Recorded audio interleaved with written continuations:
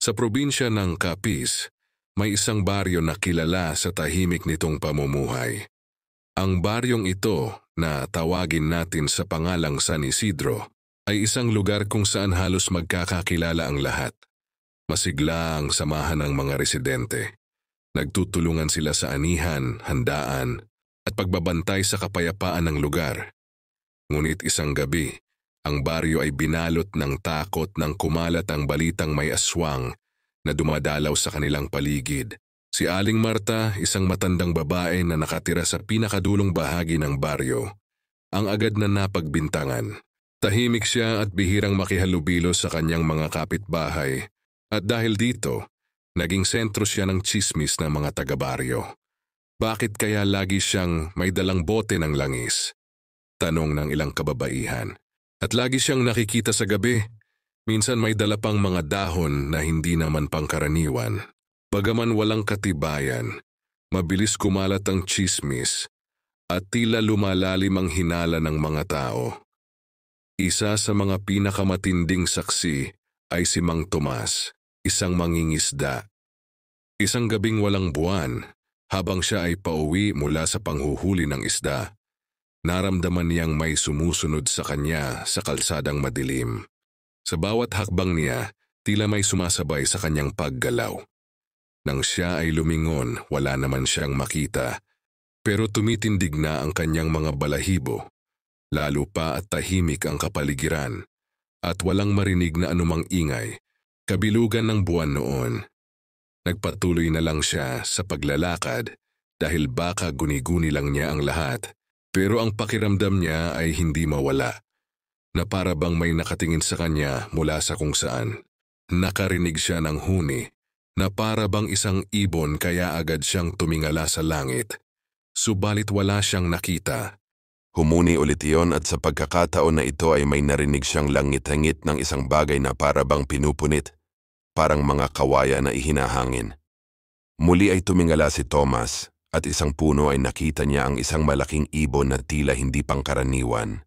Ang mga mata nito'y pula at ang mga pakpak nito'y malapad na kayang takpan ang buong kalangitan. Aswang!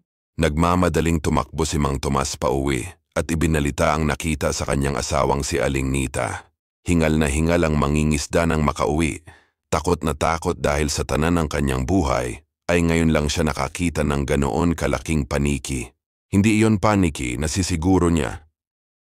Ikinuwento niya rin iyon kina Kapitan De Los Santos at sa ibang mga residente nang dumating ang umaga. Dahil sa kanyang kwento, nagtipon ang mga tao at nagkaisa na magbantay tuwing gabi upang tiyakin na walang makapaninira sa kanila. Ngunit habang tumatagal ang kanilang pagbabantay, mas lalong lumalim ang kanilang takot at galit kay Aling Marta. Sa kabila ng mga tsismis, si Aling Marta ay nanatiling tahimik at patuloy sa kanyang mga ritual na kakaiba sa paningin ng mga tao. Nang tanungin siya ni Kapitan tungkol sa kanyang ginagawa, sumagot lamang siya ng may mga bagay na hindi mo dapat kinakatakutan, Kapitan. Ginagawa ko lamang ang aking tungkulin. Ngunit hindi nakumbinsi ang mga tao. Sa kanilang mata si Aling Marta ay isa talagang aswang. Dumaan ang mga araw at mas dumami ang kwento ng mga kakaibang pangyayari. Ang batang si Pilo, 6 na taong gulang, ay nagising isang gabi at nagsabi sa kanyang mga magulang na may itim na babae na nakadungaw sa bintana nila. Si Aling Josie naman, isang matandang nagtitinda ng prutas, ay nagsumpang nakita niya ang anino ni Aling Marta na tila nagpapalipad-lipad sa harap ng kanyang bahay. Habang patuloy ang mga ganitong kwento, lalong tumindi ang galit at takot ng mga tao kay Aling Marta. Sa gitna ng lahat ng ito, si Mang Tomas ay hindi matahimik. Naniniwala siyang kailangang harapin si Aling Marta upang matigil ang lahat ng kalituhan sa baryo. Minsang nakasabay niya ang matanda sa ilog at buong tapang niyang tinanong ito, "Aling Marta, ikaw ba talaga ang aswang na kinatatakutan ng mga tao?" Inaasahan niya na magagalit ang babae sa tahasan niyang pagtatanong at pambibintang dito. Ngunit sa halip na magalit, tiningnan siya ni Aling Marta ng may awa at nagsalita, "Tomas, kung ang katotohanan lang ang gusto mo, nandito ako para magsalita. Hindi ako aswang at ako ay isang albularya, isang tagapangalaga ng baryo, lalo na sa mga nilalang na gustong manggulo. Pero ngayon, Ako'y tinutuligsa at pinalalayo sa aking misyon. Hindi nakapagsalita si Thomas. Hindi niya alam kung paniniwalaan niya ito o hindi. Ganun naman ang mga may itinatago, hindi umaamin. Isang gabi, habang ang buong baryo ay nagbabantay, biglang bumuhos ang ulan na may kasamang malakas na hangin. Sa kabila ng masamang panahon, nanatiling alerto ang mga tao sa kanilang pagbabantay. Hindi nagtagal, isang malakas na tunog ng pagaspas ng pakpak ang narinig mula sa kalayuan. Palapit ng palapit hanggang sa dumapo ang itim na ibon sa bubong ng bahay ni Aling Marta.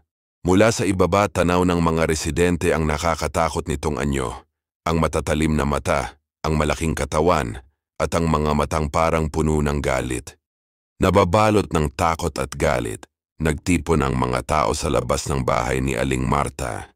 Sinigawan nila ang matanda, hinihinging umalis na siya at huwag nang takutin ang mga tao. Pero nanatili si Aling Marta sa kanyang bahay, hindi lumalabas at hindi nagpapakita sa kanila. Wala silang magawa sa dambuhalang ibon na nasa bubong. Sa tuwing tatangkain nilang lumapit ay lumilipad iyon, tapos ay babalik, na parang nananadya. Sunugin na natin ang bahay para wala nang mauwian ng aswang na iyan, sigaw ng isa sa mga kalalakihan. Kapag hindi na umuulan, gagawin natin yan. Nagpatuloy ang pagbabantay sa loob ng ilang oras, nakamasid sa kilos ng ibon. Nang sa wakas mag-uumaga na ay sumikat na ang araw, para bang nasasaktan ng aswang na hindi nila maintindihan, namimilipit at hindi magawang makalipad. Kahit na anong pagaspas ng pakpak noon ay hindi iyon makaangat sa bubong. Para bang wala iyong lakas. Nagtataka ang mga tao kung bakit iyon nangyayari. Bakit biglang hindi na makalipad ang masamang nilalang? Daig pa noon ang nakatali sa bubungan. Nagkaroon ng liwanag mula sa araw at kitang-kita nila na sumabog ang ibon at nawala na parang abo. Matapos na umalingaw-ngaw ng isang sigaw na parang mula sa kailaliman. Pero si Aling Marta ay wala na ring bakas. Ang kanyang bahay ay nanatiling tahimik at walang laman. Makaraan ng ilang araw, dumating ang isang matandang pari sa baryo, si Padre Damian, na nagmula sa Karatig Bayan. Pumunta ito sa San Isidro upang hanapin si Aling Marta. Ikinagulat ng mga tao ang kanyang pagdating, lalo na't sinabi niyang matagal na niyang kilala si Aling Marta bilang isang mabuting albularya. Ayon kay Padre Damian, si Aling Marta ay hindi isang aswang kundi isang tagapangalaga ng mga espiritu at mga kaluluwang ligaw, mga masasamang nilalang. Siya ang gumagabay sa mga kaluluwa ng mga taong namatay na hindi pa natatagpuan ng katahimikan. Isinasagawa niya ang kanyang mga ritual tuwing gabi upang makatulong sa mga nawawalang kaluluwa na makatawid sa kabilang buhay.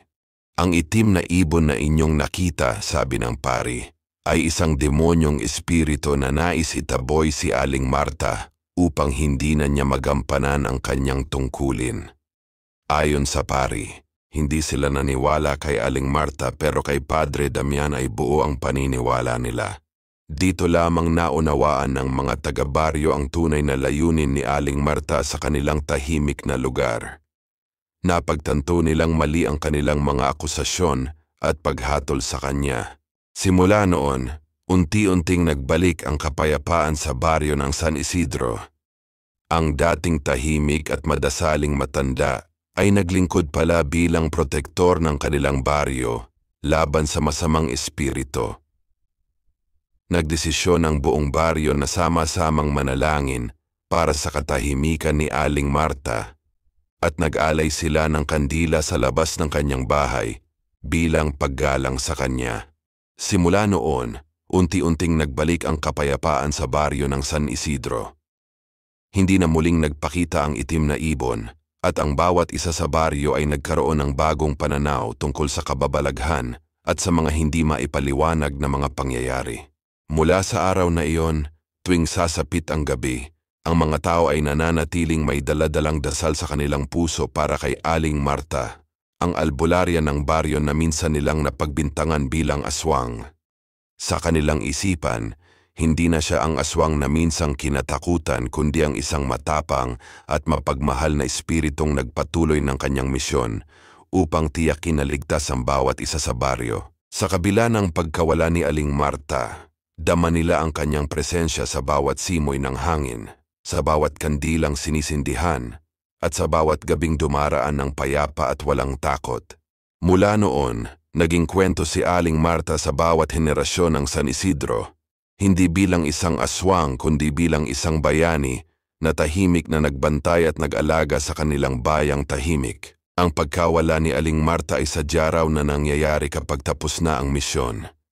Lilipat na raw iyon sa ibang lugar at doon na naman magpapalaganap ng katahimikan.